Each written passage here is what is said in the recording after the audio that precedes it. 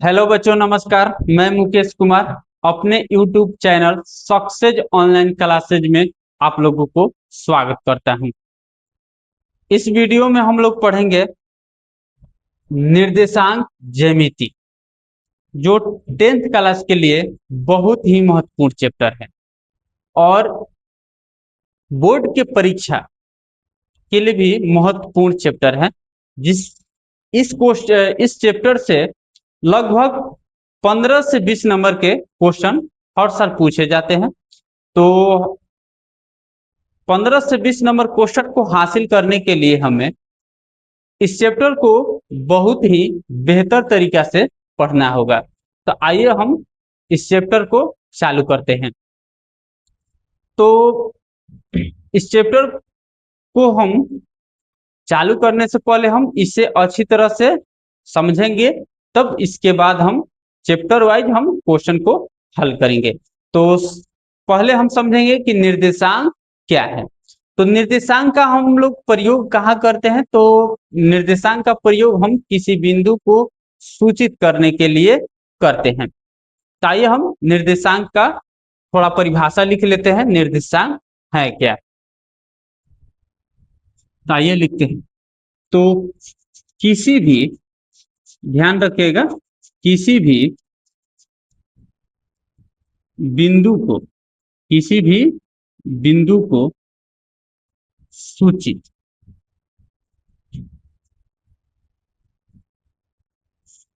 करने के लिए दो अंकों या दो अंकों की आवश्यकता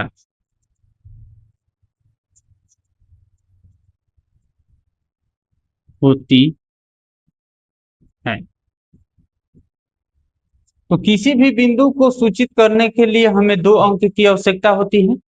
पहला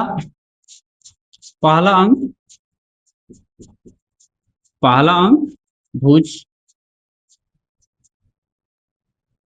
तथा दूसरा कोटि। इसे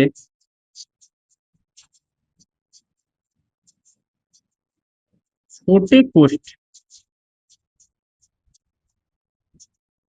कोष्ठ के अंदर लिखते हैं, जैसे भुज कमा कोटि। तो किसी भी बिंदु को सूचित करने के लिए हमें क्या चाहिए? दो अंक की आवश्यकता होगी। और पहला अंक जो होगा भुज और दूसरा कोटि। इसे हम छोटे कोष्ठ के अंदर लिखेंगे। ध्यान रखिएगा, जब भी हम निर्देशांक लिखेंगे तो उसे हम छोटे कोष्ठ के अंदर ही लिखेंगे। आइए अब हम समझेंगे कि इसमें पहला अंक भुज क्या है, दूसरा अंक कोटि क्या है। आइए हम समझते हैं। तो ध्यान रखिएगा कि किसी भी बिंदु को सूचित करने के लिए दो अंक की आवश्यकता होती है। कब दो अंक की आवश्यकता होगी? जब समतल पृष्ठ हो, तब उस स्थिति में हमें दो अंक की आवश्यकता होगी। जब त्रिविमीय स्थिति में होगा तो उसमें 3 अंक की आवश्यकता होगी। हमें 10 क्लास में केवल 2 अक्ष ही पढ़ना है, तो इसलिए हमें 2 अंक की ही जरूरत है समतल सतह पर। तो आइए अब हम भुज और कोटि के बारे में हम समझते हैं। तो एक समतल सतह लेंगे। समतल सतह में 2 प्रकार की रेखा खींचा जाएगा। समतल सतह में 2 प्रकार का रेखा खींचा जाएगा। एक स्तंभ के रूप में, यानी कि ऊर्ध्वाधर दिशा में, एक क्षैतिज रेखा के दिशा में। इसे हम क्षैतिज रेखा बोलते हैं, इसे हम ऊर्ध्वाधर रेखा बोलते हैं। आइए हम लिख लेते हैं। इसे हम क्या बोलते हैं? क्षैतिज रेखा। इसे हम क्षैतिज रेखा,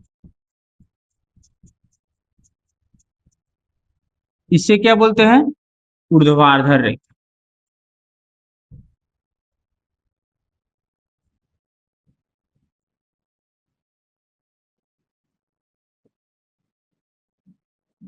ठीक है, इसको हम क्षैतिज रेखा बोलेंगे और इसको हम ऊर्ध्वाधर रेखा बोलेंगे।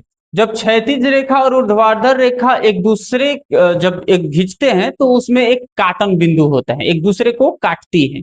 जब ऊर्ध्वाधर रेखा और क्षैतिज रेखा जिस बिंदु पर काटती है तो उस बिंदु को हम बोलते हैं मूल बिंदु। ध्यान रखिएगा, इसे हम बोलेंगे मूल बिंदु। अब हम लिखेंगे कि ऊर्ध्वाधर रेखा को हम क्या बोलते हैं? वाई अक्ष। क्या बोलेंगे? वाई अक्ष। ऊर्ध्वाधर रेखा को हम क्या कहते हैं? वाई अक्ष या कोटि बोलेंगे। ध्यान रखिएगा, ऊर्ध्वाधर रेखा को कौन अक्ष बोलेंगे? तो वाई अक्ष। इससे हम क्या कहते हैं? कोटि भी कहते हैं। क्षैतिज रेखा को हम क्या बोलेंगे? एक्स अक्ष या भुज बोलेंगे।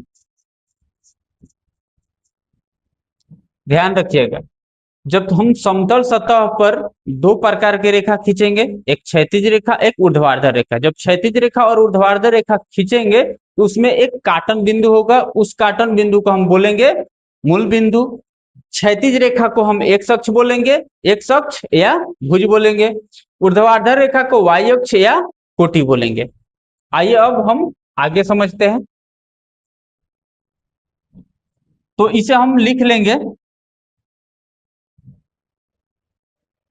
थोड़ा यहाँ पर कर दे रहे हैं, तब इसे हम लिखेंगे स्टार डालकर क्षैतिज रेखा, क्षैतिज रेखा और ऊर्ध्वाधर रेखा।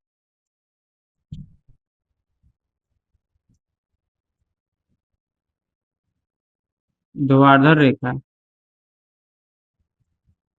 के काटन बिंदु को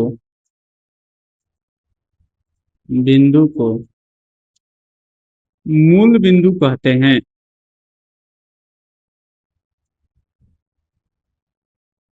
मूल बिंदु कहते हैं। ध्यान रखिएगा, क्षैतिज रेखा और ऊर्ध्वाधर रेखा के काटन बिंदु को क्या कहते हैं? तो मूल बिंदु। ठीक है, मूल बिंदु का निर्देशांक, मूल बिंदु का निर्देशांक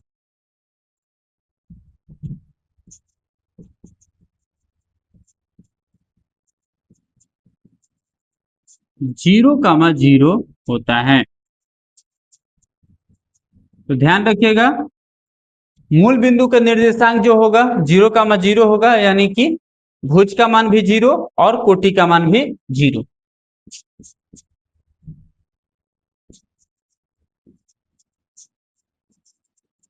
क्षैतिज रेखा, क्षैतिज रेखा को एक्स अक्ष या एक्स अक्ष या भुज कहते हैं। क्या कहते हैं? क्षैतिज रेखा या भुज कहते हैं, एक्स अक्ष या भुज कहते हैं। ऊर्ध्वाधर रेखा,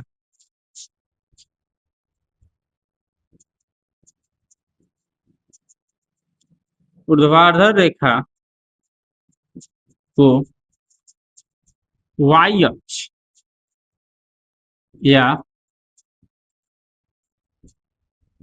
कोटि कहते हैं।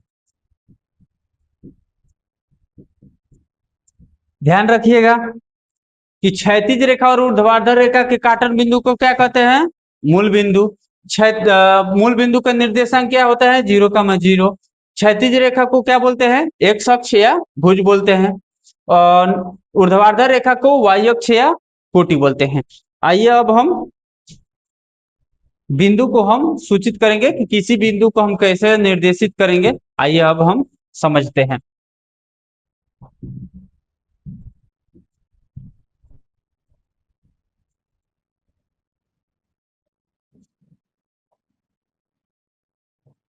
चलिए, ये कौन सा अक्ष है? तो एक्स अक्ष। क्लियर? ये कौन सा अक्ष है? तो वाई अक्ष। ठीक, ये मूल बिंदु है। यहां पर एक्स अक्ष का मान, एक्स अक्ष का मान यानी कि भुज का मान, भुज का मान है। तो भुज का मान दाएं तरफ धनात्मक होता है।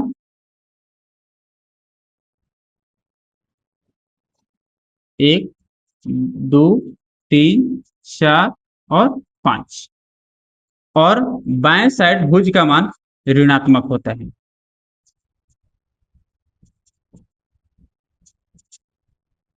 ठीक, और वाई अक्ष में ऊपर का मान धनात्मक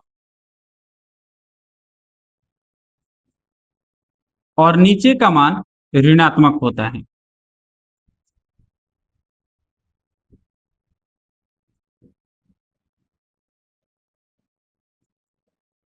अब हम इस तल पर किसी बिंदु को जब हम निर्देशित करेंगे तो कैसे निर्देशित करेंगे, आइए अब समझते हैं। जैसे कि हम लोगों को एक बिंदु यहां पर दे दिया,